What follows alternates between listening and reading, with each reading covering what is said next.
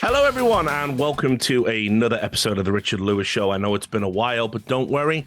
We've got a great guest for you lined up today. And if I've timed this right, it should be exactly 100 episodes since we last had him on the show. August 2017, his last appearance. Lots happened to him since then. He's gone into the stratosphere and continues to soar majestically above us mere peons and plebs. It is, of course, Launders, one half of the hot casting duo at the moment. So it's great to have you back on the show, mate. It's been too long. You know, we're all busy people, but when I looked at it and saw it had been fucking, you know, for over five years, I was like, yeah. Probably should have had him on a bit earlier, really. Yeah, good idea, yeah. I was just telling you before, I feel like I've got a parasocial relationship watching your, like, I just go back and watch like your football manager videos and stuff like that, because I think that's like some of the funniest stuff on YouTube that's not getting viewed. You guys, please go watch the football manager content. What was the Ugandan one? Yeah, that's the Rise of Ian Armin series. Okay, watch that series. Yo, dude, I'm gonna have to, because I took so long because I don't have time. So I just never have time to do anything these days. So I took so long on it. Like the rule is I always stream Football Manager at Christmas, right? And you do 1 year of, you know, intermittently playing through. And I've only done 3 seasons in that playthrough in a year. So it's like I'm going to have to skip into the next version of the game. So what I'm going to do is, I think off stream, I'm going to like play some like fake games and create a little narrative and then edit the video as a little intermittent bit. And I'm going to write it so he does get to Scotland in the end. I'm just going to like rig the lead. Okay. This is by the way, this is Frankie on PC's whole angle on with all of his content. This is what he did. He used to do this in PUBG and like DayZ, but he would also cheat. Like he would hack. Yeah. And then he did that in all these different games. Yeah, well, that's history. Yeah, that's you're telling me. I remember that well. Well, I say well, as well as I remember anything these days, brother. It's ancient history. So look, man, I don't know where I wanted to start with this. Usually, like I kind of map these out, but I'm super intrigued because we were talking a little bit about it before we went live. So I just wanted to talk a little bit about Rio because, as I'm sure you've seen from my videos, like the at-home perspective of the event wasn't that great. You know, I had some criticisms about the broadcast, some criticisms about the atmosphere and how it was inconsistent, let's say. And as we'll get to a little bit later on, certainly criticism about the quality of games. And I know you made similar comments in an interview recently about how close together everybody is. But let's just talk about being at the event. Because obviously I like to challenge my preconceptions.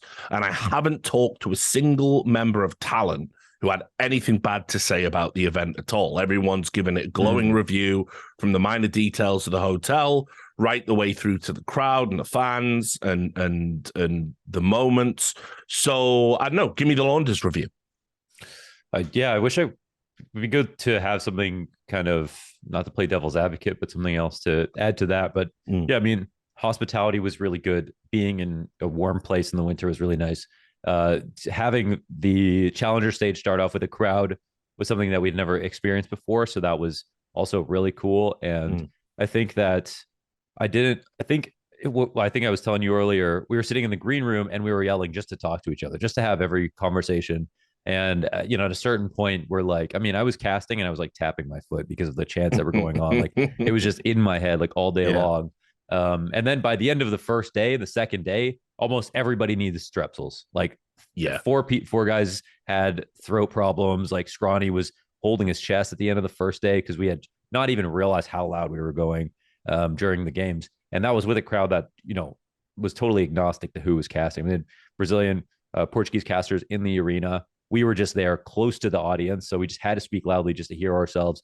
So in terms of the energy, nothing, I don't know if anything will be like that again, just because of like a challenger stage that starts off that heavy with a probably like 1,000 to 2,000 person crowd that was that loud.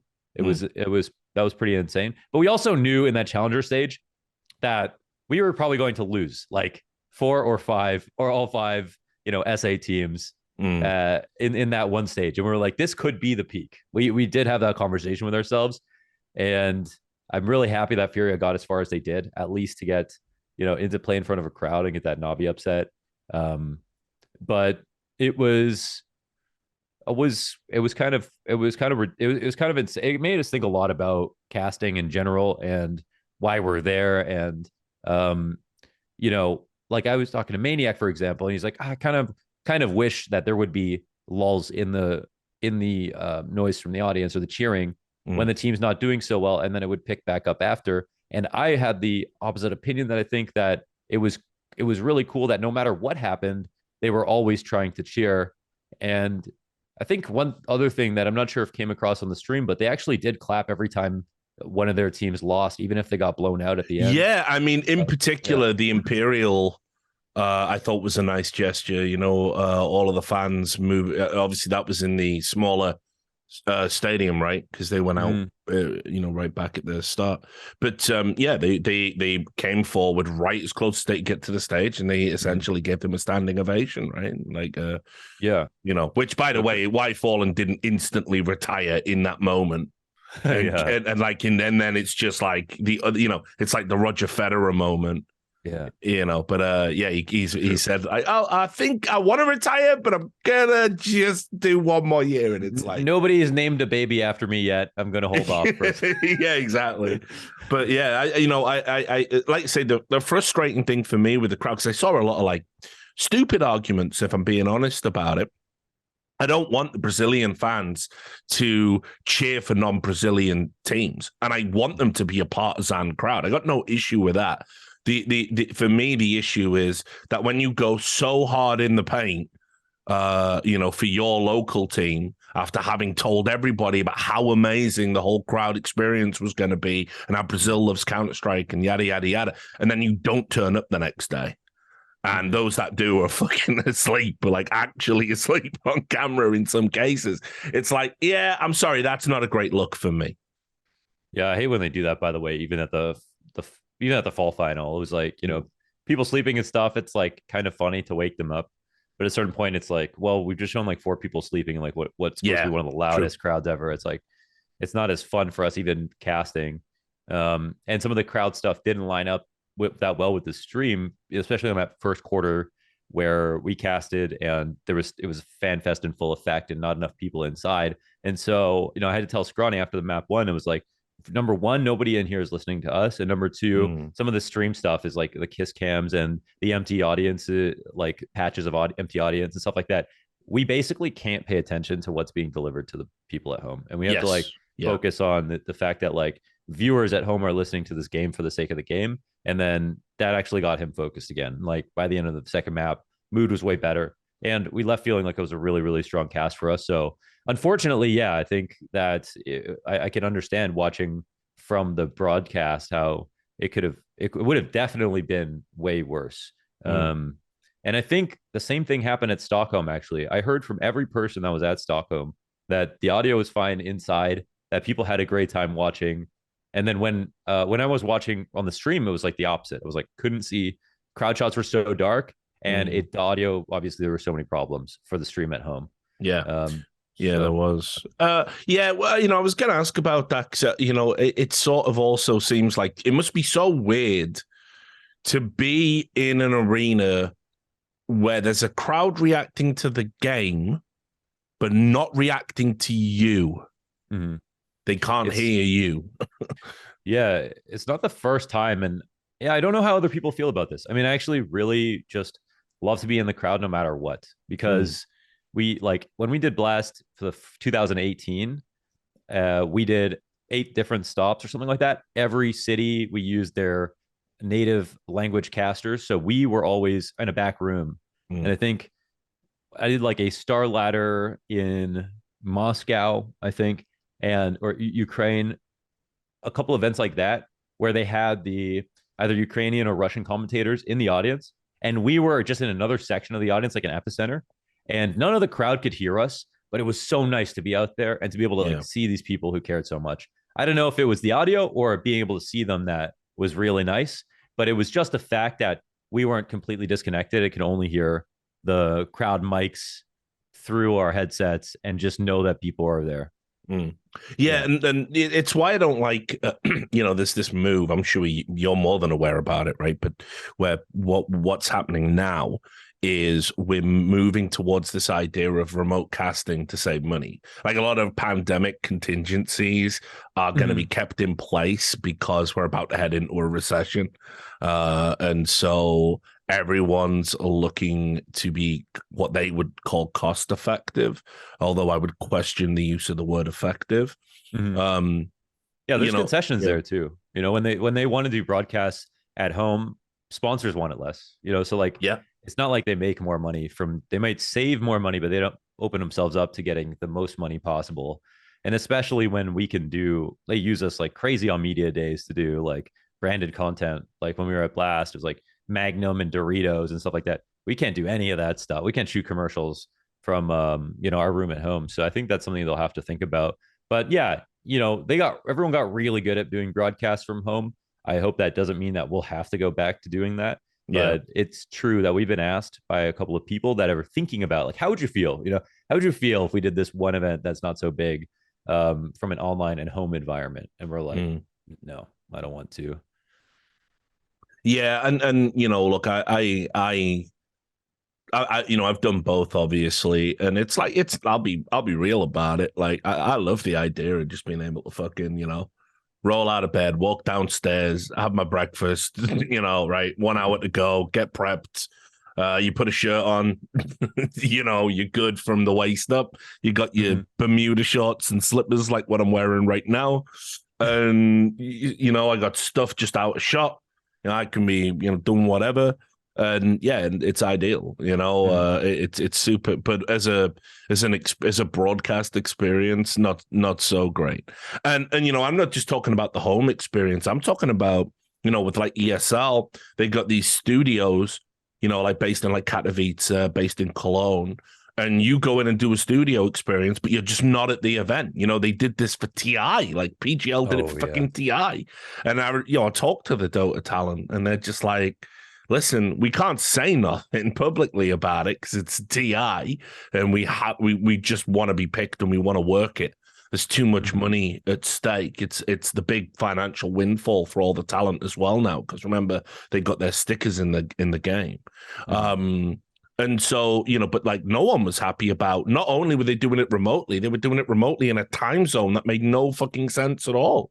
They were getting up at like midnight to start their broadcast, They're doing the same thing in Valorant. I think they're flying to Dublin to do an event in Brazil or something like talent. It's like, what the fuck is like, and the thing is as well, like if you want to save money, like the ESL way of doing it makes sense. You go to Katowice, you go to Cologne. They got pre-existing offices there. They got staff there. They got everything you need to do it. So while I don't like it, because I think the energy is essential, even for the analysis desk, by the way, as Maniac astutely, points out. But the problem is when you go into places like fucking Norway and Dublin, these places are super fucking expensive. Like you can't be saving money doing that. So what the fuck is going on? That's like crazy. Yeah, I actually have no clue. And I think the most egregious to me is just like you said, like the analyst desk. Like I think in Cato, it's like a separate building for the analysts. They never get into they never get into the Spodek ever, where it used to be the analyst desk built into the stage, like right beside the players underneath the stage. And you would be facing the crowd and they could see like this little box light up and like your 3 favorite analysts are there. And then, everyone's kind of yelling at you. That feels so good. But now it's like the studio where you do the group stage. You just don't move from there. And it's like, as soon as things just become a little bit too convenient, then that ends up being the permanent solution. Or like, one guy throws a banana peel at Henry G at DreamHack, and then, we're never going to be in the crowd again after that. Yeah. So that part's tough because you don't want to, you don't want to have security issues. That's actually a real thing. But it sucks that we don't look for another solution that's similar instead of just going to throwing everyone in the back. But I know like casters aren't super high up on the priority list when it comes to how these events are run. So when we first talked, right, like I went back and listened to a little bit of it. Obviously you were on the rise, right? You were like I say, you were the new kids on the block, you and Scrawny, DreamHack regulars, ECS regulars. Remember ECS kids? Remember these halcyon days? And I remember one of the things we talked about was like, where you wanted to end up, kind of where you thought you could get to commentary wise. And of course it's you. So you were pretty humble about it. But now, and I talked to Scrawny, obviously, in the interim. I did that for the Rivalry podcast, and that was a 1 hour podcast. And, we were talking about getting the first major, which you finally got in Antwerp, was the first one, after I thought being overlooked for Stockholm. So now that you've got 2 under your belt, right? It's safe to talk. You can give you real opinions. They can't take them away from you, right?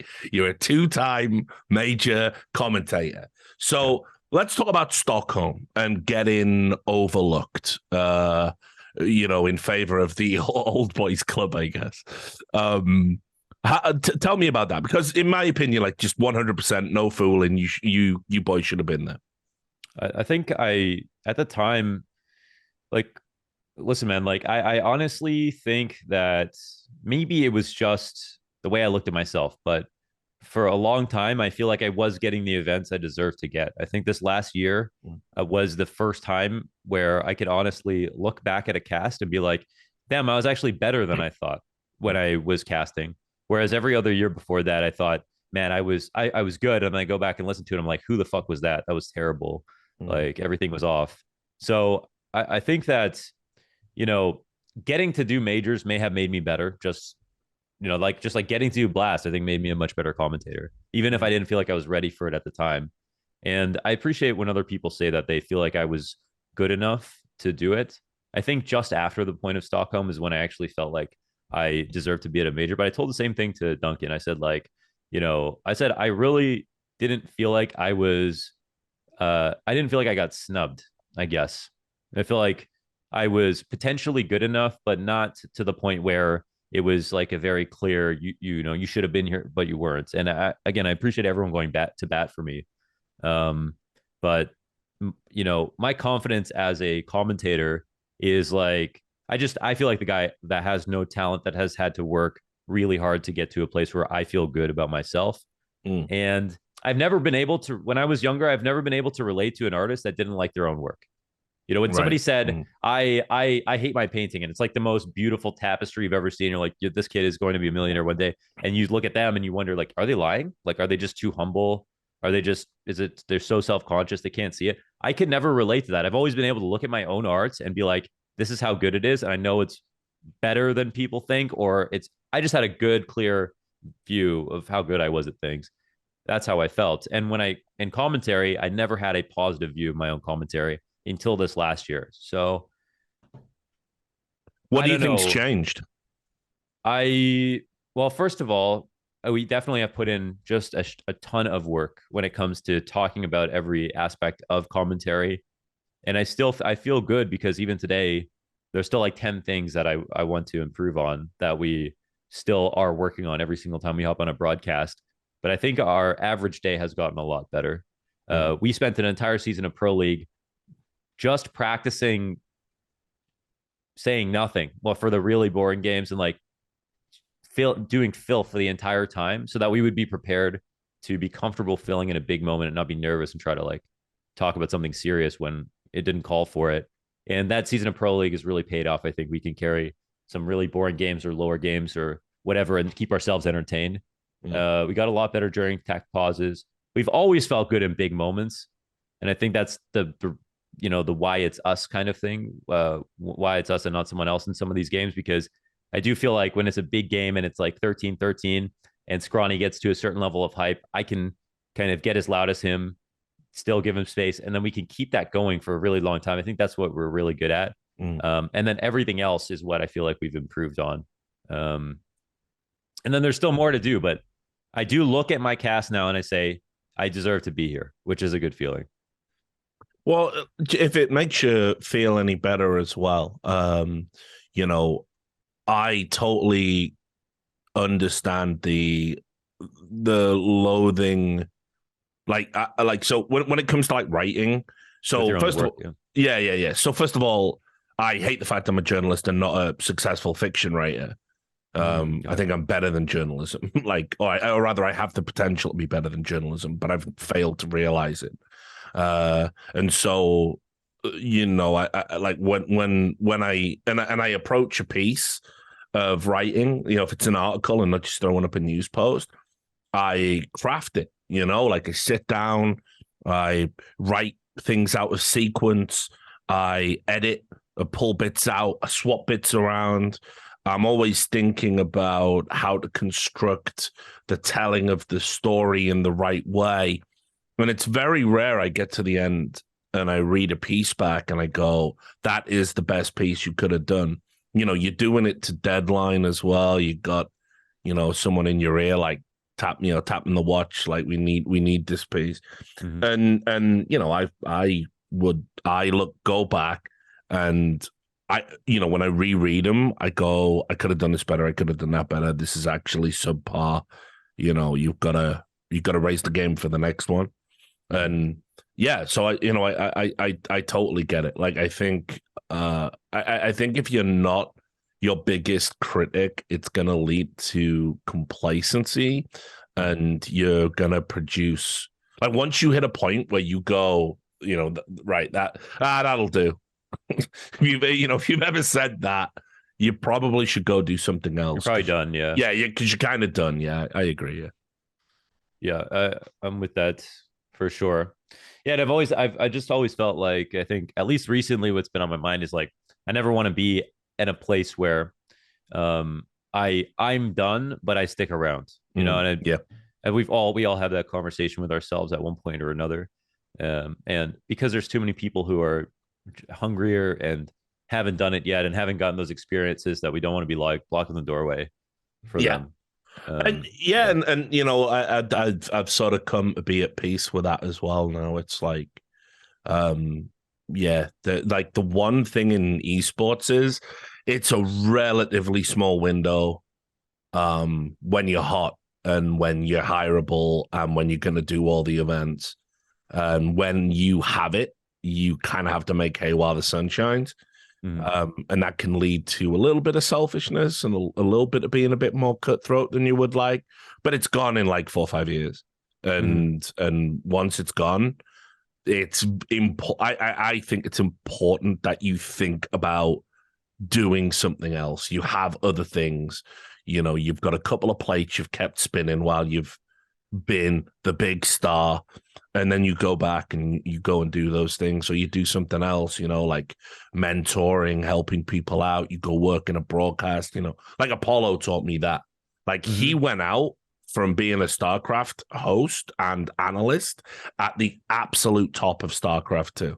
Like he was doing BlizzCons and everything. And when I left E-League, he was one of the names I put forward along with Machine as my replacement when I went out the door. I said, you hire one of these two guys. Alex is the one who's like so hot right now. He's the Hansel of esports. But if you want to go for a niche pick who will absolutely work incredibly well in the broadcast, you go and you get Apollo. He's like the great underappreciated master. So lovable. Yeah. Well, yeah, exactly, right? I mean, just natural charisma. And yet he knew. He went out at the top of his game, and now he works on the broadcast, and now he's heading up CS at ESL, which is like, I am Rio, the baptism of fire. I know, yeah. I remember his first tweet after his first stadium day, and he tweets out, "We have a lot to learn," or something. Yeah, poor bastard. Shit. Like, poor bastard. Sucks. It does suck. You're learning that lesson for someone else probably too, because someone else will go to Rio next time, and then we'll see. But on that note, I think one thing that's definitely kept me the most sane, that I thank myself for doing in the past few years, is keeping a couple of other plates spinning, whether it's having my own YouTube channel. Yes. I think you can relate to this, just having something that's yours, that you built 100%, that, that just feels good. You can say whatever you want there. You can put whatever you want there, whether you want to destroy it yourself or not by uploading whatever content you love, or trying to grow it or whatever and make it your baby and do it for the audience. You can choose to do it. And I love that reading comments on your YouTube channel, those people know you better than anybody else, at least in any like non-superficial sense. I think they actually have some things to say sometimes, which is really nice to read. And then having a Boxer as well as a clothing line. But the thing is, it's not necessarily doing these things that makes me happy because I'm not spending time on the main thing, which is casting. It's the idea that like I can always be happy casting now, even when things feel bad, because I have other things going on. But the priority is always the casting. It's just knowing that not all my eggs are in one basket. I think is just good for my mental health, and that's basically it. Yeah, totally. Which is where, I think actually people should have sort of paid a bit more attention to, your model of doing things and how, the talent, they all fuck up the same way. Although I do notice everyone's starting to learn now. But that is that, they never stream, they don't record their thoughts in vlogs, they don't tweet regularly. And when they do, they're not really gaming the system. They just do like a dump of tweets about like what's happening in the game or whatever. When like if you want to get Twitter engagement, unfortunately, you have to do the cringe thing of, who's going to win? Here's a poll. Who's your favorite player of all time? What's happening, guys? Good morning. Let's get this bread. You have to do all that shit, right? Yeah. And it's cringe and everybody knows what you're doing, but it works. And that's why everybody's doing it. And it's the same with the content you create. Everyone's on these shorts right now. Even I'm probably going to have to start doing them on my YouTube channel at some point because growth has kind of stagnated the last 3 years. But the guys don't do that. But you were doing that before you were doing this, Mm-hmm. Yeah. On that note, I think it's about like, for example, the shorts, like I don't fucking use TikTok, but I do have someone edit TikToks down for me and then post them, Yeah. It's like you literally don't have to look at that. I make long form content and I watch it I read the comments there on YouTube. I don't look at anything else. But if people want it, I can put it out there for them. And I think that's fine with me if more people It's just a discovery thing now because these YouTube shorts, mate, like in your content, by the way, I've seen the shorts that people have edited for you, and it's just tailor-made for what YouTube is. It's the same, Thorin's doing it now. It's like Thorin says something outrageous, 30-second snip, boom, up it goes. And YouTube push that because that's what the Zoomers are watching, and that's how you're going to get the new audience. Like right now, out of it, the esports audience that's like 25 or older, how much more relevance can I have to those guys? I can only lose relevance, You probably talked about this. I want to ask you about this, okay? Because I've asked a few people, I think you would be the best. When it comes to, there's always this argument, we are esports people, so, we shouldn't shit on phone gamers because they're we don't want to be like our parents, right? They're just something we don't understand. They're playing esports on phones. Next, they're going to be playing on esports on fucking watches or who knows, right? Yeah, glasses. What's the exactly? So then that argument also people will say to like TikTok, for example, it's just a new way that people are consuming content. When I watch TikTok content, I see degraded, fucking 9:16 ratio Counter-Strike that you can't see half the screen. We complain when we watch a broadcast. And it's like when someone gets 4-3 because they're missing 10% of their screen. And you look at a TikTok and you're trying to learn from a Counter-Strike video and you can see only like the crosshair and just like a meter across. And it's just like, and it's 15 seconds. And it's like, my argument against it is that like, eventually like people's attention spans are getting shorter. Eventually you literally just run out of time. Like how short can these videos become? And I went to a local Valorant LAN like a couple weeks ago. Genuinely heard how much influence TikTok had on these people. It made me feel so old. The way that they talked, they chopped everything up. And it was like everything was a non sequitur. Everybody sounded like XQC basically, but unironically. Like it was genuinely how they communicated with each other. And it made me like, I don't want to say worried for the future. I just sound so old, but like, I was like, okay, well, we only have so many seconds remaining. Like after TikTok, what is there? How do you feel about this? Yeah, I mean, dude, it's a good observation, especially because like say from teaching, I've seen the Zoomer and how they want things to be digestible in a way that feels ridiculous to me. Like so And I don't think it's like some generational thing. It's not like, and of course every older generation says this as well. It's not like music, right? Where it's like, listen, you love the shit you grew up with and you think everything else sucks, and that's just, that's normal. Every generation does that. There's definitely something to this where I do feel that social media, the way it condenses information, it's having a profound impact on people's attention spans, communication skills, and ultimately the desire to go out and accrue more knowledge, right? So, like back in the day, if you were given a snippet of something at school, they might say, go read the full book, or, go run this down. And you had to physically do it. You had to go to a fucking library, like you had to, if you wanted to read something, you had to either buy it in a physical bookstore. 9 times out of 10, they didn't have it. So you had to go to a library and get them to order it in for you. You had to borrow it. You had to sit down. You had to read it. You had to take the time. You had to come back. Now, of course, you've got the internet. And then you've got social media and the way that everything is just condensed, 240 character limit on Twitter. Like you say, TikTok videos that are like 30 seconds. And literally that is all people want is like, it's not even the Cliff's Notes. Cliff's Notes were like this thick. It's not even Cliff's Notes. It's like beyond that. It's like they just want the fucking headline. And like what's worrying about it is there's this implicit aspect of that where it's saying, just tell me what the right answer is. Tell me what to think. That's what you're saying when you say, right, skip to the end. Just give me the broad strokes. And you're a fucking Zoomer. You got nothing but time. You're a kid. You should want to fill it with the richness of human existence before oblivion claims you.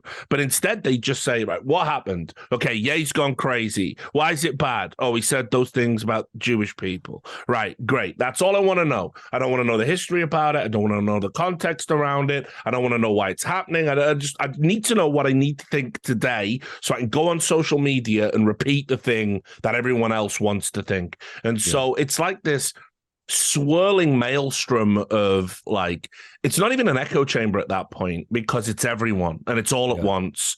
And it's really bad for spreading misinformation, not in the way the government means it, but misinformation in the way, that like a lie just, if the right TikTok video tells the lie, then everybody repeats the lie. And I go on Twitter and I see the lie, and I go on. They don't even use Reddit, so it's like even Insta's kind of dated right now. It's like it's so dude. It's like it's terrifying because.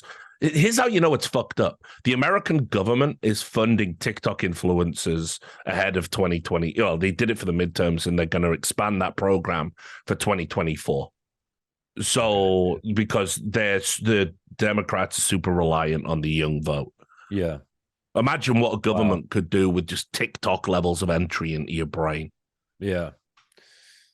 Yeah, that stuff is wild. And TikTok is, I don't know how big TikTok is compared to YouTube, but now even YouTube has YouTube Shorts, and they're spending billions of dollars on pushing content that's shorter. I can see it. Going to a Valorant LAN was such a weird experience for me because like I was going to a venue that normally had Counter-Strike LANs in Toronto, and the North American LAN scene has died off. Like in Toronto, there's no more Counter-Strike LANs even really, which is really sad. Going to the Valorant LAN was awesome, though. I got to see like another generation of people who didn't have an experience in esports, all meeting each other for the first time after playing against each other online, and getting to meet some celebrities from Toronto, like a Wardell or like some of the other players who had kind of moved out, but come back for this. And just that on its face, like I don't care about Valorant, but I was very happy to see that. So that was nice. But it's definitely the future. I can feel it. I can feel the palpable change, like what Valorant does in terms of how it's packaged. They've been super smart with it. I don't always think Riot are a smart company. I think they do a lot of things wrong. And I think they're just inherently narcissistic and arrogant. So they never correct any mistakes. So that the fact that they've got so much right with Valorant is like a real... It surprised me, but at this point, they've had, how many years of League of Legends that they've been fucking that up. So yeah, I guess you have to learn eventually, right? But right from the start, the way the game took just enough of the Counter-Strike DNA, but then added what is a bit more contemporary in terms of what people want from gameplay. They don't want, again, Zoomers, young people, in a game, they crave experience. They want no two games to feel the same. But equally, they need something in there, just a bit of, a bit of substance to cling on to, so they can feel that they're getting appreciably better. And I don't think there's been a better blend of that in an FPS than Valorant. And on top of that, the anime style artwork. Obviously, they're all fucking weebs on top. And so what it's done is very, very smart. And they've also been, right from the get-go, girls just play this game. And it's just not an issue. Like, nobody bats an eyelid. Whereas with Counter-Strike, because it's been around for 20 years, you were dealing with the legacy of gaming being this pursuit that was predominantly male, and a lot of these men have evolved into like incel ogres that are very they're still it's the dumbest thing, bro, because it's like, I wish girls were interested in me and the things I'm interested in. Girl plays Counter-Strike. Boo! Get out! You people are fucking morons. Like, it's so dumb. But yeah, so I mean, the future for Valorant is great, and I agree. It's been good watching another scene sort of evolve and take form. I wish we could. I mean, I want to go back to Asia and stuff like that. Like, it feels like we're never going to get to, and I hate that. I think that's one of the coolest things, is being able to go over there and just have moments where it's like, you find out that, like, these Chinese players like love randomly, they like love a leash, or they just have like a player that, they're just in love with, and they've got different conversations in a different language that have nothing to do with ours. And you get to experience, what their view of Counter-Strike is. And even getting leaks from like Billy of like how their YouTubers make Counter-Strike. That's so crazy. I'm sure you've seen some of it. Yeah. And I just miss that kind of culture shock aspect of being able to travel and do Counter-Strike events all over the world. Now, I will say, though, I know like sponsor dollars are sick in North America, but I am so happy to be like kind of a European game, if you will. Like, I think I love European fans. I love the culture around sports in Europe. I love how things are done there. And I think that the people that work in Europe as well, they're doing less damage to esports than some of the North American like team owners and the people who have money in North America. So as cool as it is that like everyone wants a piece of the US monetarily, I personally like Counter-Strike, having a huge presence in Europe. Yeah, and I'll pick your brains while we're there about that. I think, you're somebody that has an entrepreneurial streak in you, obviously, with the clothing line, and you know what it's like to build a brand and build up a YouTube channel. And I think you've always been very adjacent to how to sensibly commercialize the game. You understand that it can't just be a fucking fever cash grab all the time. So I totally agree with you. I've always felt North American team owners, North American organization owners, they just want to do everything on fucking easy mode. They want a fucking franchise league where they can tank every season. They want, guaranteed sponsors. They want the most engagement. They want instant success. The players don't want to work towards that success, and you combine it all. And basically all that happens is Americans always start strong when an esport begins, and they always get overtaken by people who are hungrier and want it more and are willing to put in the work and want to build sustainable success, and then they just fuck off and go to the other game. And it's like, I don't need partners like that in an esports scene. Mm-hmm. It's actually destructive, because when they pull out, it is like a mini bubble popping. And so I want to pick your brain about that, because I just think NA orgs have just historically been their own worst enemy. Yeah, 100%. The worst part is they just like scorch the earth and leave, right? Like that, they can't even keep up with themselves at some point. But yeah, so basically, like, they sign a super team, really early where nobody knows if they're good enough. Then they sell those players for even more money, and then those players go to another organization, and then they build a huge brand just because they're with like Cloud9 or Liquid or whatever these orgs are. And then when there's franchising or that comes around, or there's some pressure on them to, be a part of something and they don't make it, then they leave their team. But what they leave in their wake is enormous salaries for the players that have to go and find new teams, and a world where like they were appreciating businesses in the first place. Like they didn't even care if they were raising the salaries because all they had to do is outcompete the guy beside them, and their VCs are happy or whatever. And then that's basically what happens every single time. That happens like actually just constantly, and just comparing salaries from like Europe to North America, even in Counter-Strike, like even right now, I mean, even like comparing like EG salaries to random.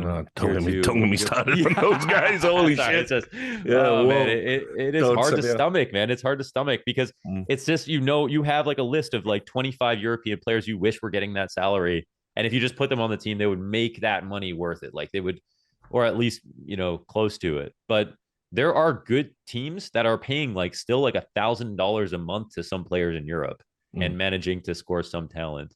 And maybe that's unhealthy for how low it is, but just, I don't know, man. I think people try to make the argument that it's like, oh, these kids need to be paid fairly, but like, what's the difference between a kid today and a kid when we were growing up, like that would play for pride and just would make time and like had the ability, like had lots of free time because like you said, they are kids. I mean, it's the same. It's just people are getting paid a lot more on average now.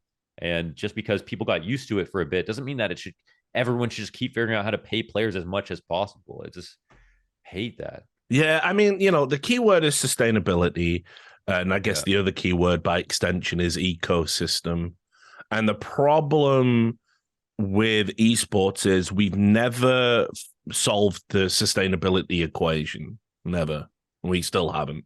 If anyone tells you we have, they're lying. Some organizations can do it, hermetically, like in and of themselves, but most esports ventures are running at a deficit constantly, and they think success will bring in enough money to pay off that deficit, so they spend more and they spend more, and then they have to seek out more money and they spend more, and then they borrow more, and then they get investors, and then now you're sharing an organization's goals with multiple other people, many of whom you might not even know. And yeah, it's a mess. It's like end stage Jenga. That's where we're at. Why does Valve cheap out? Like you saw TI, man. Come on, that isn't Valve, dog. Listen, people don't. I know, people aren't ready for this. People aren't ready for this. That's PGL cheaping out. Yeah, but I mean, Valve hire they got to do it. And listen, trust me, I know Valve ain't happy with that last TI, or probably the TI before it, because I don't know if it's been officially announced, but it's going back to Seattle next time. And I bet because it's in Seattle, Valve are going to be very hands-on with that one. It'll be a return to grace. But they have to do it, right? Because Valve are in a weird spot, right? Like a lot of people, they need China. They need China, right? And so PGL are have an unbelievable relationship with Perfect World, which is like the official partner over in China for all of the games. And so obviously Valve just they can't really afford to rock that boat in any way, shape, or form. You don't want to get back channeled.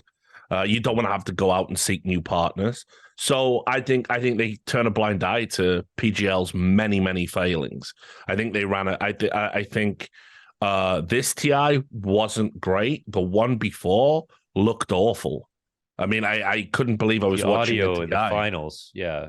Even the audio in the finals was messed up. I was like, dude, come on. Yeah.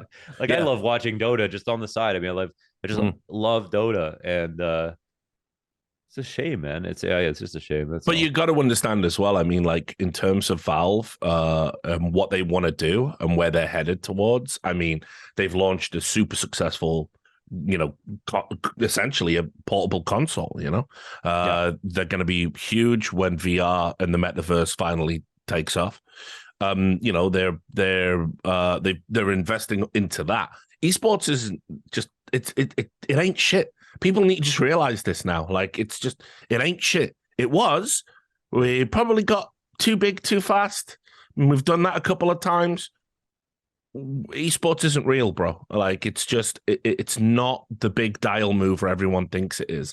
We massively overestimate the audience over and over and over again. And the worst part about it is, even when we have a sizable audience, how many of them spend money? None. They're kids, you know. So, yeah, I don't think it's Valve cheaping out. I think actually Valve has a very good understanding of where esports is and how it relates to their bottom line.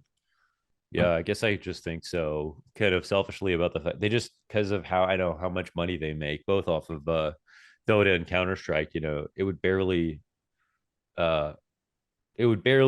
like change their lives to, I mean, yeah, I don't know. I think what you're saying makes sense. You know, they're that just shows that they're running like a real business, which is probably why they're so successful in the first place. Yeah. Yeah. So look, back to you, right? Because there's a tangent here. So we're talking about North American esports orgs. Because if I remember rightly, didn't Boxer have a team at one point?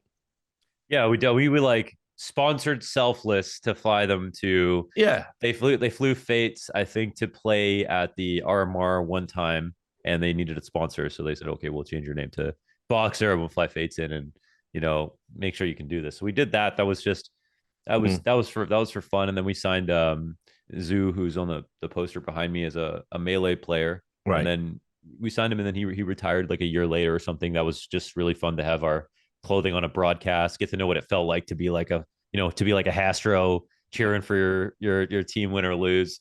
And it was, I think I was like, I could see myself doing that in the future, but at the same time, I think Hastro told me, he's like, you don't want to do this. You don't want to wake up one day and like you're happy, and then the next day you're sad. And it had nothing to do with how good of a job you were doing. It was just like, if your teams, you know, put up their numbers or not, they won their match or they qualified. Don't know if he's the guy I would be getting advice from. Well, he's actually more well spoken. He's one of those guys that doesn't come across as well, you know, on Twitter, I guess, but I think he's actually a pretty cool person to talk to. Well, what's your relationship with Hastro? I mean, you know him in person too. Well, right? I wrote that article, didn't I? Because he had that he really embarrassed himself when he declared Envy to be the greatest. Roach Motel, and yeah, he publicly said like Envy is the most successful esports org of all time or something ridiculous on Twitter. Yeah, it's a bit delusional. Yeah, it's a little bit delusional. Yeah, and he said, "Look, and I'll prove it." And then I think he like downgraded it to surely the greatest FPS org of all time. Yeah, and it's just like, bro, the number one org, whatever. Yeah, that. Yeah, it's like, bro, your all time is like what, 2014 onwards? Yeah. You know what I mean? Like, you ain't been here, bro. Like, you don't know what the fuck you're talking about. So anyway, like, I basically, I don't know why it bothered me so much, but it did. And I wrote an article so scathing. Deserto farmed it out to one of their sister publications. They didn't even run it on the main site. They put it on, can't remember the name of the site now, but it's another one of their, it's another one in the portfolio, you know? And it's a bit more edgy and a bit more irreverent. And they said it'll be a better fit, which that's true. But I also understand that because they're from Call of Duty roots-wise. They didn't want to fucking, you know, run it. The original title was Requiem for a Cunt. Oh, and it's so out of pocket, isn't it? It's such a ridiculous thing. I'm such a child. But anyway, it was called Requiem for a Cunt. And they changed the title. They said, we can't use cunt. I said, all right, melt. So I went out as Requiem for a Melt. And it was just a list of all Astro's just stupidities and how he took a great brand and ran it into the ground and how he uses people and how he basically let Nifty steal checks for 3 fucking years or whatever it was. Because he said, you were my hero when he was like fucking 12 or something. Yeah. And so I don't know. Okay, anyways. Okay, Haster's not a good example. No. Whatever. Any of these GMs. Carlos, rest in peace, or whoever else. Yeah, you know, being one of these, I can understand why it'd be fun, and I think that's one thing. Well, that was what I was going to ask. Like, would you? Because you've already got the existing. No, the answer is no. You wouldn't do it. No, I wouldn't do it. No, I think. I mean, I just I like being an individual. I think I like being an individual, and I like having my own personal projects that I work on. I don't like relying on other people in general for things. We keep my circle really small in terms of who I work with. I like working with Scrawny on casting and doing that. I like working with the two people basically on Boxer and doing Boxer, and then working with my video editor and my thumbnail artist and doing YouTube. And I like that. I don't like a lot of moving parts. I like super simple. I like the idea of sustainability. That's another big thing. We bootstrap Boxer. We don't overinvest. We aren't looking for funding. We just try to do as much as we can with what we have and then try to build it from there. Same thing with YouTube. I spend my ad revenue to reinvest into editing, into thumbnails, and then get sponsors and grow from there. And I never spend more than I have. I never want to be the appreciating business. I never want to be stealing, just accumulating as much capital as possible to just present as something bigger than I am. That just seems gross. Like I wouldn't be able to sleep at night. Like I would hate that feeling. So the answer is no. I would never want to compete in that space. Okay. I mean, it's a shame because you've already got an existing brand. I sort of like the Boxer brand, actually. I think it's like actually, in fact, thank you, Rich. Yeah, let me just bring up the store, actually. I think it's actually pretty good. Yeah. Yeah. It's getting better too. Yeah, I'm literally on your website now, dude. You just sat there modeling your own clothes. That's to save money, sustainability. Yeah, keep away from fire. Yeah, it's actually pretty sick. Like, if I wasn't a tub of guts right now, I'd buy some of these for Christmas. Can we squeeze you into an XL or what? Yeah, I'm still getting into an XL. It ain't got that bad. Then we just send you that. Yeah, I mean, then assuming it's not like super thin Canadian XL. No, they're like a little oversized. You're probably, I mean, because you're a fucking tall dude. You're probably in an XL as well, right? I'm hench as fuck, man. Yeah, you're like an L. An L or an XL. This is an you XL. Are XL. Yeah, I thought so. Okay, yeah. All right. Well, I can do that thing where you stretch it over your knees a little bit. You know what I'm talking about. Yeah, well, you probably don't know what I'm talking about. You can stick it. Me either. No, it's just a joke, But yeah, no, it's just a shame, man. You got a brand there, and it's like you've sort of built up the hard part first, because it's like most orgs, they go team, success, sponsors, merch. They kind of do it that way. And you've obviously already got the merch platform, the store. It's established. It's like a little bit of a cult thing in NA. So, all you need is a team, to just go to a few events, scrape through those terrible RMRs that we have. I don't know how other people feel about it, but I feel like you're paying for two players. You know what I mean? Like you're paying for Shroud and nothing. And then you get three others that are like, hopefully they get their stats, but these guys are the ones who everyone's cheering for, who are selling merch, who are the reason why anyone tunes into your games.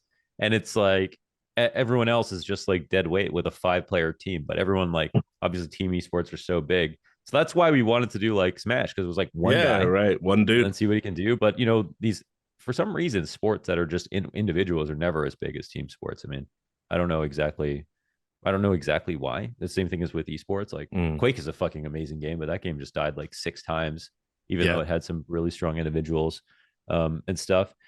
So we actually did that route first. So like I spent like 11 grand incorporating Boxer to make it a C-level corporation so that we could take on investment from both like people and from other corporations or other companies. And then this is where I had a couple of conversations with other GMs, and that's why I was talking about Hastro, because he was like, don't try not to take on the investment. Try to bootstrap it for as long as you possibly he's right can. about that. Listen, all joking aside, he was a really successful player that showed you can use your personal brand to create a very, very, successful team brand, essentially. And so I've been like thinking about how do I make myself just as popular as possible so that everything else can grow with it, and then also work on making everything else cool at the same time, so it's ready when I'm big enough. And when I got that advice, then we said, okay, we're sitting on this corporation, let's just leave it. We don't need to use this. Let's not sell part of a company that we think is going to be really big and awesome, and just work on it and not have to be beholden to somebody else's expectations and have to do a certain quota that we don't, that we didn't want to do. and we can experiment and be ourselves and try cool shit. So now we're just doing that. And then we dropped the player stuff. We had a contract for like a whole Fortnite team at one point where we had their salaries mapped out and the contracts to offer them. And then like Epic did some crazy shit and we're like, okay, let's not do that. So I almost did go the team route, but then exactly like you said, I went back to the idea of like 100% sustainable first and then just build up. And every day since then, I've been happy. Rich, would you look at that? Are you happy right now? You feeling good with everything? Yeah. Yeah.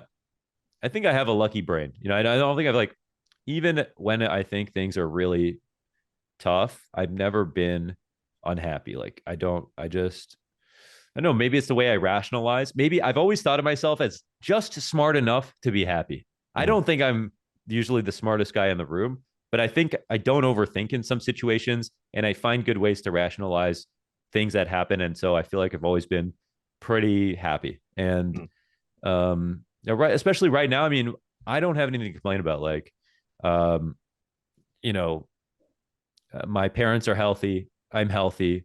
I have friends that I really love. I go to do a job that I really love. I work with people I really love. It's only the small things in the middle that, you know, if I have a long flight and somebody on takeoff immediately bumps their seat back, I mean, that's like the worst thing that happens in my day sometimes. Outside of that, I'm happy. You know, I'm really happy about where my career is. I'm really happy about the like momentum that I have right now. I have ideas for other goals. You know, if we ever did do a major final one day, that might be the biggest thing I could do in my current field, right? Which is really cool and something I look forward to. But I also want to also be able to like aspire to do more, like have bigger goals. So being able to have Boxer and everything else on the side is really nice as well. So yeah, I am happy. Well, the YouTube stuff is still going well. You've overtaken me since we last talked in terms of subscribers. Yeah, I'm still on like 118,000. So it just goes to show you that better content doesn't always win. Oh no, shit, man! It's just me talking into a webcam. Dude, you are so fucking funny, Richard. You have no idea. No, maybe you do it. Well, I did remember I wanted to be a stand-up. I was like really like. Yeah, you would be excellent. I've done it, and really, yeah, and it ain't what you think it is. Being funny and being a good stand-up, two totally different things. I bombed. Like I used to do this open mic in Birmingham, like way back when, and I was still when I hadn't gone all in on esports. I was living in a place called Cottridge. It's a shithole, and used to go into town and used to do these open, you know, comedy mics, you know, and I was just sort of like very belligerent, as you can probably imagine, you know, like the problem what I realized was I want to do these like stories where you have these dips and you don't get to do that. You basically you can't tell like a 4-minute story in a 10-minute set. Yeah. You know, and so what people want at those open mics are like real like short staccato. And you just end up like a fucking subpar Rodney Dangerfield a lot of the time. Right. So physical comedy, yeah. Yeah, well, yeah, not even that. I mean, just like, you know, my mother-in-law, you just keep the jokes coming along and you make them as broad as possible. They're not even necessarily thematic. You jump from one topic to another. And I watched and studied a lot of like, you know, the comedians that would do the open mics that were like considered to be the good open mic comedians. You know, they would all the best. Oh, right now in terms of the great stand-ups? Just I mean, yeah, maybe all time. Honestly, I've watched like a fair bit of stand-up. I think I grew up with Bill Hicks, so I'm biased as fuck. Yeah, sure. But listen, you know, he wouldn't be the best for me, but I am loving this. Well, I was loving the new arc. It's got a bit one note now, but yeah, but since he got back, I did. You know, I love the fact that he's like, he's one of the few comedians right now that can afford to be fearless. That's the cool part about it. Yeah, and when he says things, it feels dangerous. You know, like I don't know if you saw that Saturday Night Live monologue he just did talking about and all that stuff. No, he already talked about. Wow, oh, okay, bro! Like, go watch it. Like immediately after we stop talking, because he I think it's Lorne Michaels is the guy who runs Saturday Night Live. Lorne something. Anyway, he did in rehearsals. He did a completely different set. Oh wow! Okay. And then when they went out live, he started talking about yay. No one else can do and that. anti-Semitism, and there is a palpable nervousness in the room. He talks about Trump, and he does this great bit about how like the reason Trump won was because he came out of the house where all the corrupt elites are in. And he came out of it and said, yep, you know what we're doing in that house? We're doing everything you fucking say that we're doing. And then he went right back in the house and continued doing it. And it's brilliant. It's like about 13 minutes. It's like one of the best. It's probably the best monologue that's ever been on Saturday Night Live. It's outrageous. Wow. So yeah, what I love about where Dave is right now is like, obviously he gets to be fearless. There's nobody can do anything that hasn't already happened to him. He had that huge deal with Netflix, like 60 million for 3 specials. So he's set for life. He will always be set for life. And you know, like he can say what the fuck he wants, and if he gets cancelled or whatever the fuck tomorrow, it doesn't matter. I don't really think there's any other comedian that has that luxury right now. No, yeah. I mean, like literally just thinking about like what Kanye's doing right now, like just doing his media tour and everything like that. Jesus it's kind of like Christ. He's kind of swinging that power in the same way, but just with less. Well, I mean, yeah, with rampant anti-Semitism and tanking his entire career. Yeah, I mean, he's completely. But I mean, yeah, but just the idea that he's not worried about, like, he can't, like. But this is the difference. Like, so if like, I almost feel like eventually one day Dave will walk on stage and go, "This is it. I'm out after this." And he'll say, and he'll just say something, and then he'll go and he'll just live his life, and that'll be fine, and you'll never hear from him again. That's like, it feels like he's almost building towards that in a way. Like, Ye craves the fucking spotlight, and he's saying all these outrageous and heinous and horrible things because he thinks he's untouchable. I bet you don't feel untouchable now, you know? Like, and by the way, like the whole Ye angle, it's totally different anyway, because it's like, I made this point last night, by the way, never tweet with a quote tweet to an Elon Musk tweet. Because the mental illness that floods in is unbelievable. I had like spirit healers telling me, like, you're messaging me at like 6 a.m. last night. Anyway, the thing is, he's seriously ill, and what Fox News did is unconscionable. They interviewed him when he first started saying the anti-Semitic stuff, and they edited his interview. They cut out some of the worst things he said. And so Tucker Carlson could go, look, see, he's lucid, because conservatives love the idea of a black Republican.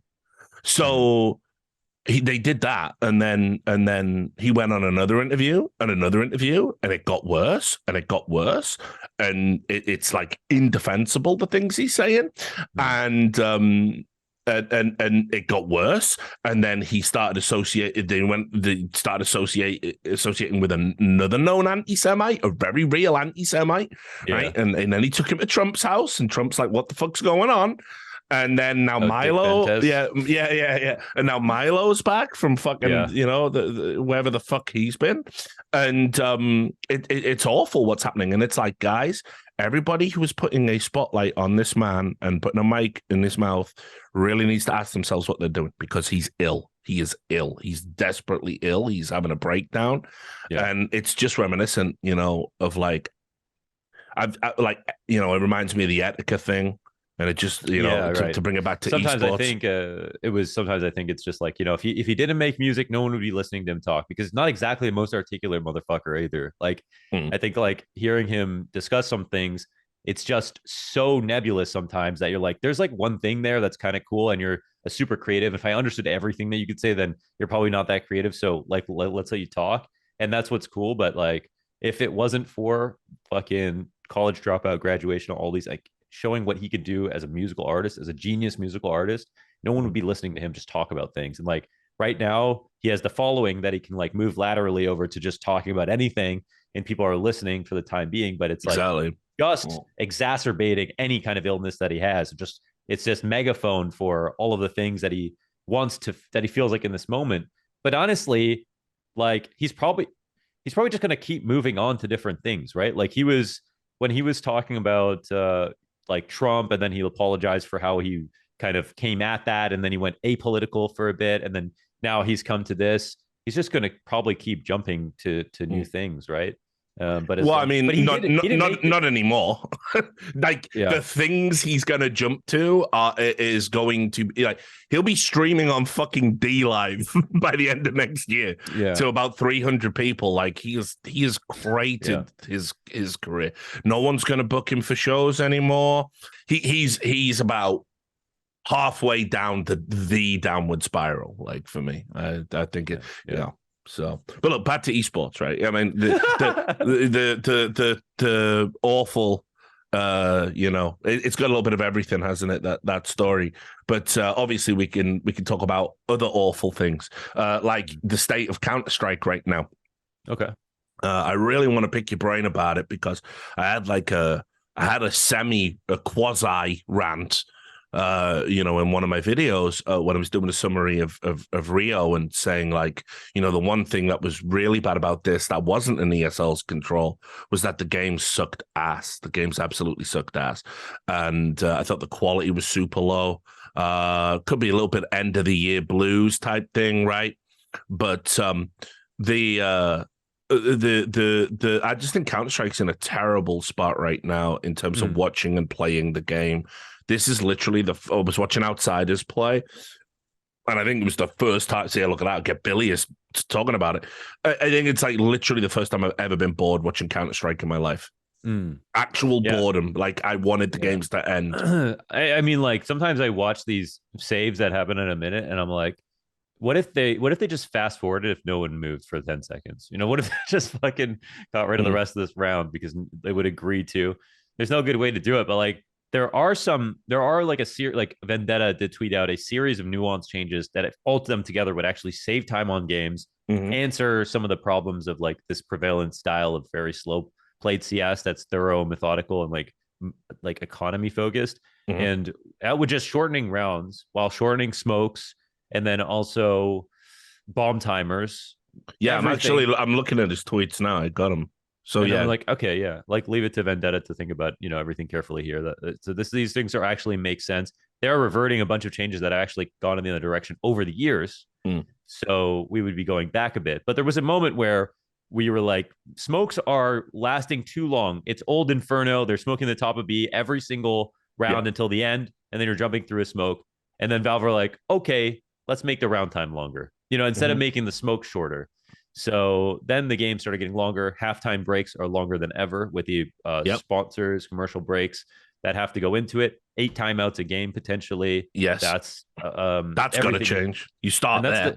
This is the really annoying part about all this is like you could just chop it down to MR12 and then that's just a new can of worms because pistol rounds are now more important and all of that stuff comes into play. So where you could slowly revert all of these. Tell me if I'm crazy, right? Yeah. Hear me out, right? MR12, no pistol rounds. Yeah. 10K or whatever the fuck start money. And I'm all right with the 145 round timer if it's MR12. Like, Okay, I'm right there. I think those are the big. I'm totally. But here's the other one. Yeah. Because the economy is still going to be the way it is with the resets and everything. Yeah. So a financial reward of some kind built into the game if you clutch. Ooh, yeah. Like so, to incentive taking a risk on the economy. Yeah. Yeah. So each double kill reward. Yeah, double kill reward if you kill. If you're like you're in a 1vx situation for each kill, like or it jumps up to 1,000, probably 2 OP. But you get my point. Like yeah. It makes it more. It's almost like arcadey in the sense of here's like something that changes while the round is live. Here's an incentive to. I love it. I think that would be amazing. Like just having the attempts because what we saw in 2018 was that the game was really hard, but people were winning 1v3s at the same time. People were still playing pretty damn well in 2018 in terms of not over peaking and post plants, that kind of thing. But now people are just not even participating in the 1v3s. You don't get to see the chance of them winning. And if there was some incentive, because it's that exact reason that they're leaving the clutch is for the economy. So if there's a reason to come forward instead of backwards and the viewers win, might get another fucking graffiti, for the first time. Yeah. Yeah, I think that's a great idea. Because I'm thinking about like why do I like Counter-Strike? What's great about Counter-Strike, right? And it's like, listen, I think pistol rounds, they've gone back. Used to be pistol rounds didn't mean shit, really. Like, it was just a way to get your economy rolling. But there was such strong secondary and tertiary guns in the game. You could go 1-1, you win a pistol, you get pinged back immediately. You see so many 3-0s now. And then typically it goes 3-0 to 3-3. And then tit for tat all the way through. No way to build economy, no way to like snowball into a win, which the average shitter thinks that's a good thing. But like, listen, if you're on top and you turn the screw, there's got to be a reward for that. I don't like the idea of being rewarded for getting dicked. Like, that seems silly to me. I never liked that. We never used to do that, you know? If you get 16-2, you get 16-2, deal with it. Yeah. Yeah. You know, I want to put things in the game that encourage the best moments from the game. And so that means having guns in hand as often as possible. You got games still to this day, we're doing this, where you get 6 rounds off winning 2 pistols, and the team that wins loses more gun rounds than the team that loses. Like, fuck this. Yeah, that's stupid. Yeah, the comeback mechanic is too strong. And I think that the reason Counter-Strike is like the best of the FPSs in terms of how like to watch is because of consequence. Like when we look at like Overwatch, for example, you just respawn all the time. So it doesn't feel like any one death is that important. In Counter-Strike, you got to put your hands on your lap for like a fucking, what feels like 3 hours while you watch your teammates play. And then you get another chance at your big one tap down mid, you know, and that's the cool part about Counter-Strike. And like even Valorant is there's slightly more, you know, dopamine hits as the rounds go on. Counter-Strike, it's like nice, like you don't, it's so nice and clean, and there are some downtime and then big moments because of it, and there's no other way around that. You have to have those dull moments and slow build up moments, and it was like what you were talking about with writing. It's the same thing. You have to give a capacity for that in order to build a great thing, and I think Counter-Strike has that. And with the comeback mechanic being as strong as it is, it's hard to say what's a big round when I'm casting sometimes now, because like I've noticed big that round actually. is big round, and it's like, well, which one was the big round? I thought it was going to be a big round. They get fucking ops again, even though they lose. It's like, what just happened? When my brain capsized and I realized I couldn't handle CS as it is anymore, was on Inferno, Outsiders. They do a full eco. 2 people die very early in the round for Outsiders. They do a pistol push. 2 people die. They immediately run back to spawn and save nothing, because they don't want to give the money over to the opponents. They don't want to give. What's the point in giving them kills? Holy shit! And I was sat there watching for over a minute a 3-man full eco save, and I said, "Nah, no." Yeah. If I showed a Valorant Zoomer that, they would just be like, "This game's shit, granddad." Yeah, yeah. Like, and they'd be right. I mean, that's. But it's like, you can't blame Outsiders for that. Apparently, James is a fucking genius because he just figured out like. Well, I even said it. It's like, if I give a fucking artist like a palette and every color on it is made out of shit, and then they paint an awful shitty picture, I can't say oh, look what you've done. It's gross. Like, no, it's like that they made the best of the tools that they've been given. Yeah, and there's something to be said about that. Like, people have maximized every detail of this very hard game, and that's a compliment to how good the game is, that it took so long to do it. But now maybe it does call for the game to respond and to change a little bit, to adjust to the fact that people are really pushing everything to its limits, and then now there's problems with it. So that would be excellent. First of all, I'd just like to again say that clutch change, I can't think of anything wrong with it. It just seems like a great thing to have, just to encourage more action. And I don't talk to Valve guys as much as I used to. I not that they never listen, but it'd be. I want to. What I'm going to do, I think I'll get a round table going on. I'll invite Sponge. I'll get a pro player in. You can come if you want, and we'll do a round table and we'll redesign Counter-Strike. I'll only come if you want me there. I always want you there. Okay, you can come on my stream anytime. All right. But we'll do like a round table debate, and we will try and build a new rule set for exciting Counter-Strike. And then maybe we can get like a small TO to try it or something. Yeah, that would be. I mean, there would be some things you couldn't physically put in the game. Like, I don't know. Is there like a CVAR where you could like change Like you could put that clutch mechanic in. Is there a way? There might be. 100%. You could there's some guy out there who's been doing custom servers in Counter-Strike for like 15 years that knows how to do this. And he's listening right now. So okay. Yeah. Show yourself. See. Yeah, show yourself. Look, so here's something else I want to talk. Well, no, actually, let's put a pin in the debate. Well, I want to get your final take on it. Because obviously you have to watch all the games because you're a caster. Where does this era of Counter-Strike rate for you, just in terms of the excitement, the teams? Because obviously in your recent interview, you did say that like you're not really a fan of all the teams being close together in skill. Yeah, I love that when one team is dominant, the best team by far, and everybody is scrambling to figure out how to beat them. Like, I love that Astralis era so much. I mean, every time people are like, oh, Astralis win. I always thought you're going to miss this when there's a time where somebody can show how much better they are than your favorite team. And every time you're mad at Astralis for beating your favorite team, you're not mad at Astralis. You're mad at your favorite team for not being good enough. But now it's dubious. You can't actually tell who is better or who's just having an off day. And I think that Astralis showed that they were so good that even on their off day, they were still good enough to beat everyone else, which showed that everyone else needed to do more in practice to get better.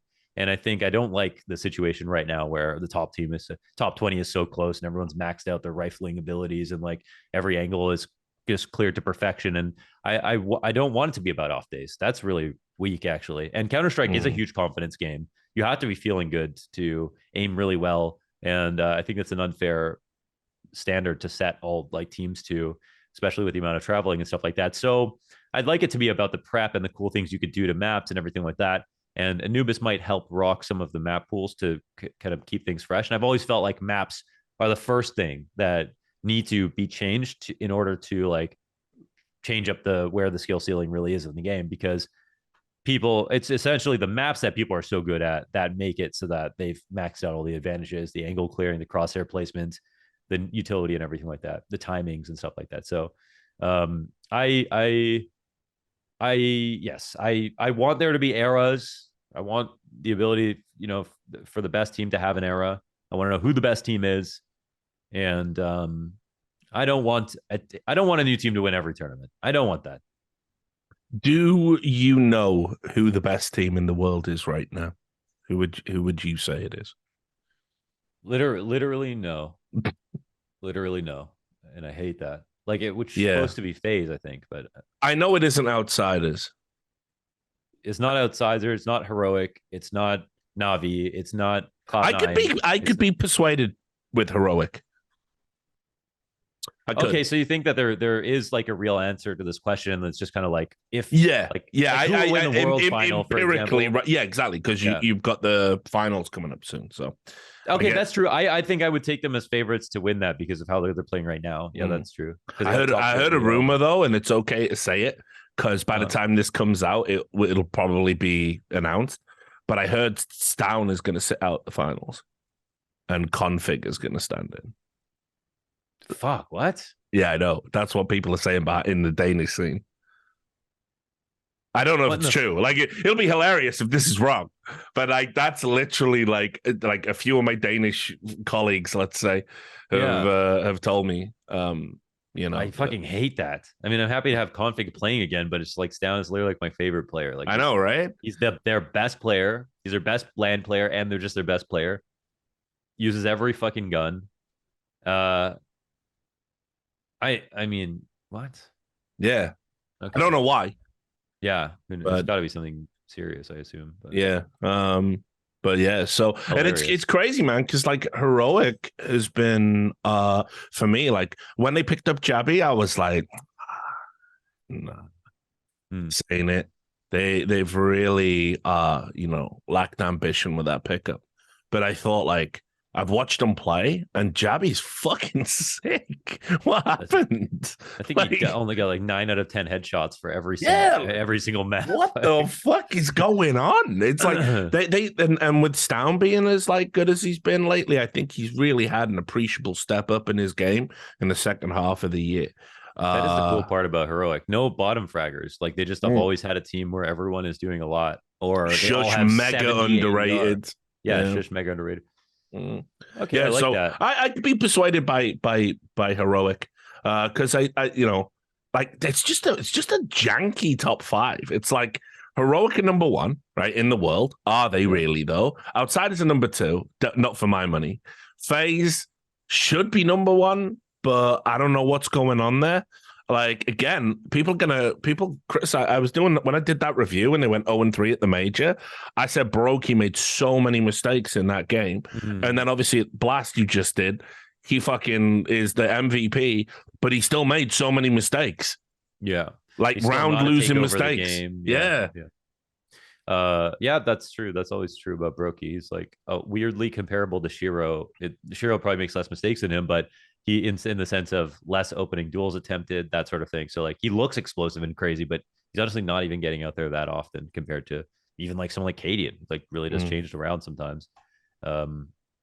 So this is a really weird top 5. And yeah, outside of heroic, no one is consistent in the top 10 in the last few months. So if Liquid is 5th in the world, like, I don't know. The G2 are number 13. I mean, yeah, but I'm loving that. I don't give a fuck. Fuck them forever. You absolute dickheads. I still can't believe it. I still can't believe what they did. I can't believe they let Reddit meme. By the way, we were in the green room. How about today, dickhead? We were all event long, Richard.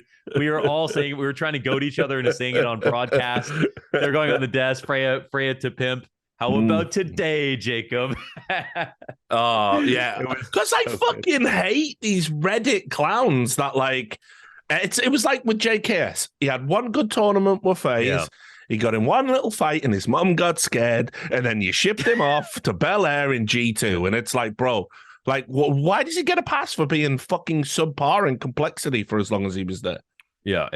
While being one of the highest paid players probably in the world. Why will you not accept that maybe he was just a little bit, inflated in the pandemic era when he crept in and got fucking, he's top not 20 a superstar. Yeah. And even when he was at his best on Renegades, he was like a 1.05. He's not a G2 caliber player for me, right? Not what I want G2. The Hooksy one is inexplicable. Yeah. And there was nothing in his history to show that he would ever be good individually. Let's put him on the biggest org with the most pressure, put him against more tier 1 teams than he'd ever played against, and see if his stats get better. Like, what the fuck are you thinking? Yeah, I know. Like literally it was him and Hunden. Yeah. Like, it's the lowest ever players of all time, right? And you all remember Hunden being a meme, and everybody accepted that. Listen, Hunden might be a great IG. I mean, that's not what people say about Hunden these days. But, Hunden might be a great IGL, great scouting talent, blah, blah, blah. But, like, at the end of the day, he's too much of a drag factor, so he's got to go. He needs to be a coach or whatever. That's what everyone was saying. But with Hooksy, you're calling him Giga Chad. Well, what's going on? Stop this. It's ridiculous. And they memed, like, they bigged up Hooksy as an IGL even before G2 picked him up. They bigged up JKS ridiculously. And G2 made major signings to their team based on Reddit threads. You absolutely deserve to fail. Like those fucking soccer managers that sign players because they're good in Football Manager that year. Like, fuck you clowns. Do they do that? Is that a thing? Oh, that's happened a bunch. What the fuck? Holy shit. I mean, that happened in, I want to say it was 97, 98. That's one of those life imitates art. There was a player in 97, 98 Football Manager. I think it was still Championship Manager back then. And he was called Ibrahima Bakayoko. And he was fucking insane in the game. Like, so good. But like, so Everton signed him. Wow. And he was dog shit. Dog shit. Yeah. Oh, it was like criminal. Because why doesn't he do well though? Here's the thing, because it's sports, so it's all based on scouting. It's all based on spec. Right. So basically, like, you're relying on a dude who says, I've got the magic eye and that kid's going to be good. And they use real life football scouts for Football Manager, so they take all their intel and all their feedback, and if multiple scouts say, yeah, he's really good, this is how I would rate him in this area, that area, he's got a strong mentality, blah blah blah, that's what they put in the game. They can only go on what the professionals say. But this means they've historically had, Cherno Samba is the famous one. Cherno Samba at Millwall, best player in that year for Football Manager, just a wash, did nothing in his career. You never ever heard of him, right? Freddie Adu, he was meant to be the the MLS sensation, was like being talked about as like potentially the LeBron of soccer at 15. I think he finished his career playing in Cyprus. Right. But yeah, I mean, like, yeah, so that legit does happen. By the way, people actually do that. So, but yeah, anyway, yeah, go on. Sorry, you're gonna say something. I'm talking on. Yeah, G2, they fucked up. It's more brutal than ever. I mean, OG are number 18. Like, OG are 18. G2 ends big, 13, 14, 15. Stralis 17. Stralis they've got to climb up with device back. That's true. I heard he asked for more time off though. So I don't know if that's real or if he will get time off or will be back like at the beginning of 2023, but it lines up with that whoever it was saying that we hope to have him back in the beginning of the year. I saw that, yeah, but I mean, that was a really dumb thing because it's Astralis. They can't do PR. That was a really dumb thing to do because the bottom line is they're not even slated to play a game until February. They might play in some of those cups or whatever, but like their first games are like February when Pro League starts up again. And you as a fucking member of the management team have said, we hope you'll be ready, but just don't say anything. Like, don't say anything. Shut the fuck up, Yeah. Wild. So here you go. Right now, we're going to tunnel in on you because this one's been all over the place. You're too excitable and wanting to talk about fucking Dave Chappelle and all this other stuff. But yeah, look. So I want to talk about you from a personal perspective of the criticism that comes your way as a caster. Because the one thing people say, and it always reminds me of what people did to Yanko a little bit, is they say, oh, Launders' voice is, it's monotone. Now, I know it's not. I don't believe that. I mean, I'm talking to you now. You don't have a monotone voice. But that's like what the idiots say on Reddit. And I've seen that, like, people go, yeah, like, Scrawny just does all this heavy lifting and then he throws to Launders and it's Launders. And it's like, for me, that's why the dynamic works so well. But anyway, I wanted to know if any of that gets in your head. And, do you think about that? Do you work on that? Do you read Reddit comments in general? Sometimes I see stuff, not everything for sure. I think that, once in a while you see a guy, you read a comment that does see through your soul. And I think it's actually good to get that sometimes. But a lot of the times you have to be able to filter like what's real and what's not. Some people just don't know what they're talking about. Some people only heard you say something 6 months ago and they apply it to now just because they want to continue to hate on you. Yeah.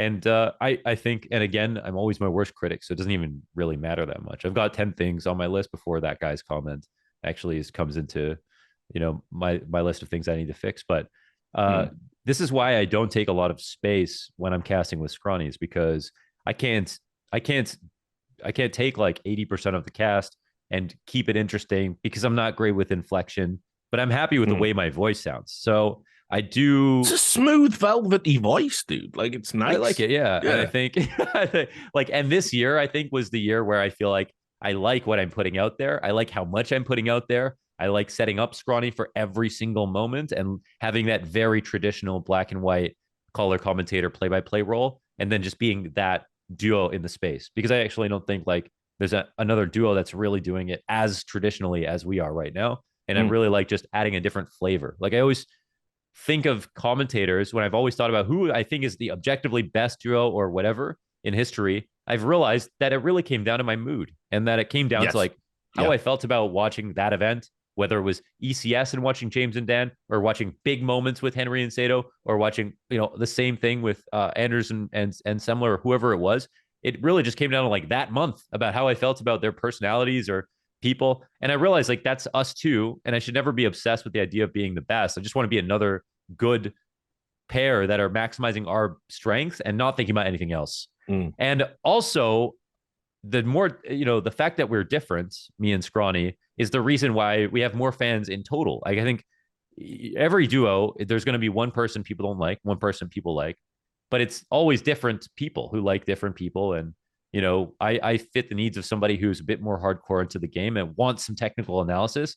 And then Scrawny, some guy came up to us after the game drunk as fuck, by the way, and came to get a photo. And to Scrawny's like, Scrawny, I fucking love you, man. Let me hear you roar. And he did that to us right outside the stadium. And then he looked at me and he goes, you. And he's like, he has nothing to say to me. And that's totally fine. Like, he loves Scrawny. And I love that he just is happy with that, right? And then there's people that come up to me and they're like, thank God you do that. You have this technical side and it really balances out. It's just two roles and we're all kind of trying to work together. So I don't really think of myself as myself when I, get a criticism like that. I just think about what I'm adding, what I'm leaving for Scrawny, and then what we're doing together. Everything for me is together. Yeah. I mean, shit, dude. It's like, it's a real good spot right now. Like, I don't care what anyone says about like commentary.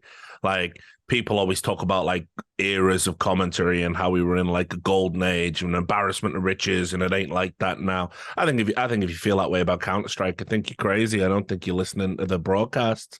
I think what's crazy about Counter-Strike is I don't think we've ever had a dip in terms of the casting talent.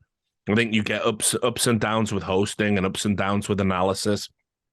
But the casting has just always been S tier every time, no matter who's doing it. Mm-hmm. I think like there's just something about the journey to the top that means by the time you get there, you're so fucking good.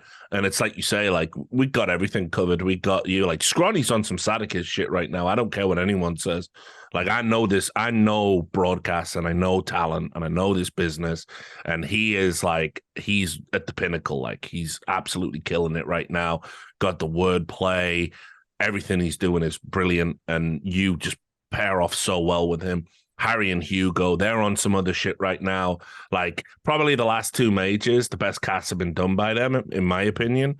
Obviously, that can come down to that personal preference, but the Spirit Phase one was one for the ages. Their Furia cast here was fucking electric. Mm-hmm. And obviously, you've got Sponge and for Alex, who are like, Chad and Alex are like really good. Like Alex is the giddy enthusiasm, the love of the game, the love of what he's doing, tempered with the almost like hard reality, cynical edge of Sponge, the old pro who's been there. Some of the analysis he offers in game is just like top tier. It's unbelievable. And then you've got the like nice warm mug of cocoa. When Anders gets rolled out, yeah, you got the voice of Counter-Strike with Moses, who's like the Swiss Army knife of a broadcast. He can do it all. Like, fuck, man, how can you not love that? Like, how can people say that's bad? Like, that's like they're all Hall of Famers. Like whether it's in the future or already happened, like that is just like God tier.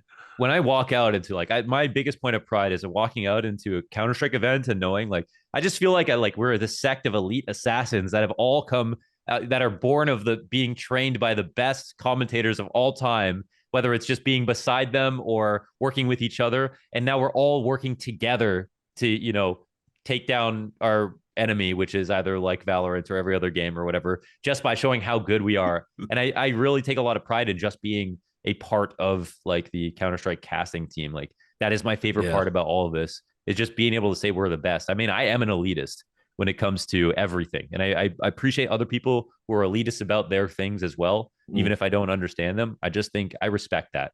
And I think I'm very proud to be at an event where I'm sitting beside all of these commentators, all bringing something different, all doing it at an elite level. And I just feel like I just want to be another one of them. That's so. Oh, you definitely are. Nothing to worry about there. And now finally you've got the events to prove it, right? You've got the majors and everything under your belt. I want to talk a little bit about Blast and just how kind of instrumental it's been in helping you get to the place where you're at, because obviously it's widely regarded as, the best production. It really does look good. It really sounds good. They put you front and center over other broadcast talent. And really it feels like Blast and you and Scrawny have like risen in tandem almost. So yeah. I mean, I first of all, Blast have so many people that have been in Counter-Strike for so fucking long. Like, I mean, I've probably heard of Martin, our producer, who's like pushing 50 who's playing matchmaking every night after the broadcast ends to talk about he has to drive his kids to work in the morning. Like that's the environment that it's like at Blast, where you feel like everybody is watching everything you say, which is very nice. Like they care about everything that's being said. When I don't wear a collar on broadcast, I get an email like, hey, could have looked a little sharper today. And I appreciate that they actually are watching and they care how their broadcast looks. And it shows, right? They have a smaller company, but they every detail makes sense. The replays are so insane. Like everybody like knows each other by their first name. When you walk into production, you say hi to people. It's a family. And I feel it's been paramount to me to be able to get better, to have a chance to do Blast. I mean, I'm not nervous at all walking out into a stadium, no matter how big the size at this point, after doing so many stadiums with Blast. It's just that experience is just no other way to replicate it, right? Yeah. You can't be taught that. You have to be able to walk out and see it and feel people basically spitting on you to understand that kind of like pressure. And then you get used to it. And then you can be yourself out in front of a crowd like that. And that's who I am today. I can walk out, do an audience, not feel nervous, be myself, tell a joke. And I love that feeling. And that's because of Blast giving me that chance. So glad to reciprocate. And, obviously we work really, really hard all the time to make sure that we, bring our best selves, whether it's for Blast or anyone else, but just all the time. And, I guess, I'm very, very proud and very happy that Blast took an early bet on us while we were still rough.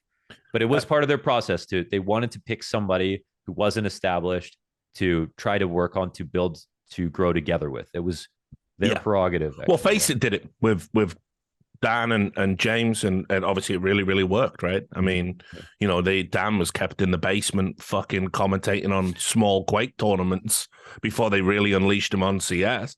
True. And he's again all-time great.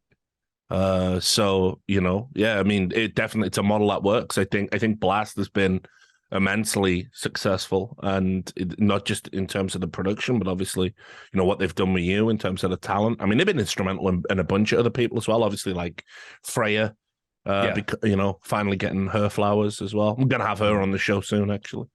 Yeah, great. First time. So the major, they're gonna be doing Paris. So I guess you're all G'd up for that. Yeah, obviously.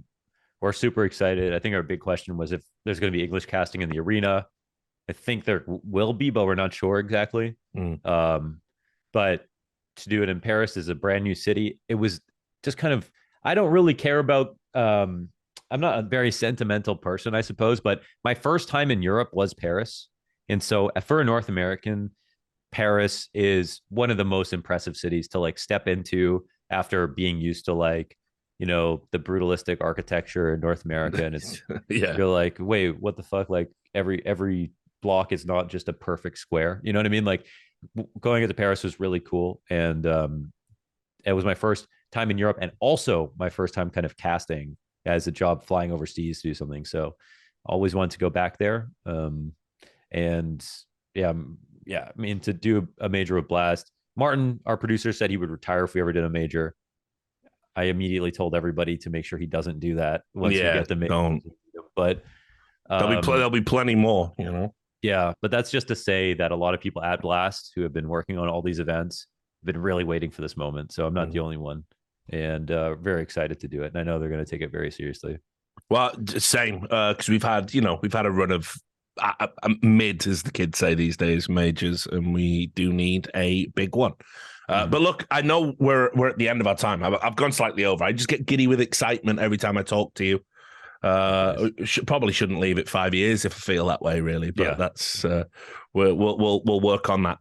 So look, any final thoughts? Obviously, I know you got the World Finals coming up, so that's where people are going to see you next. But anything else you want to plug? Nah, love you, Rich. That's all.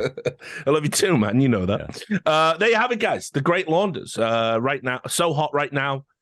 Killing it in the game. And I'll try and get this out before the Blast World Finals. If it comes out after, it's evergreen. Fucking hell, we're talking about all sorts here. Just go show them some love, and maybe for Christmas get some boxer merchandise. You can go to the website and spend your hard-earned money. There you have it. As always, a great guest. had a great time. I hope you'll be around next time for the Richard Lewis show. Don't know who the guest will be. Never do, as you know, but it'll be a banger. So make sure you tune in, and I'll see you next time. Till then, take care of yourself.